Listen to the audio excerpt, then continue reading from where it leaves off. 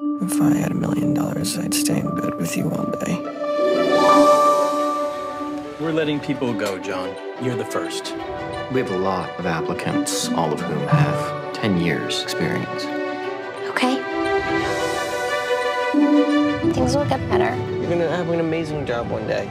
The Antiques Roadshow is coming this weekend. Why don't we see if we can find something and get on TV? I'm so sorry for this, John.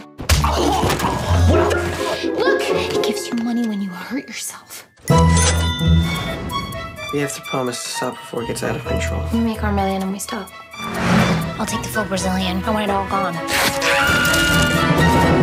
Let's do this the old-fashioned way. So, John, are you still with the same company? We switched to private investing. It looks like you're doing all right. Shabbat Shalom. Where is the teapot? Our grandmother risked her life to save that teapot during the Holocaust.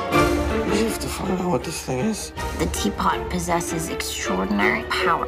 You are in grave danger. Most people kill themselves for decades and get nowhere. It's a gift from the gods. We said we'd stop when it got out of hand.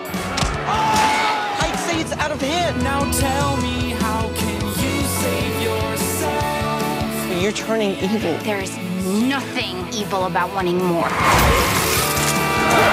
What's happening to your face? Your eyes like hanging out? I'm fine.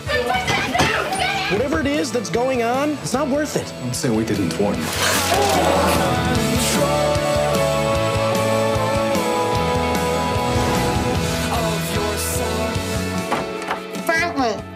What sort of dog do you two have? I heard him howling last night.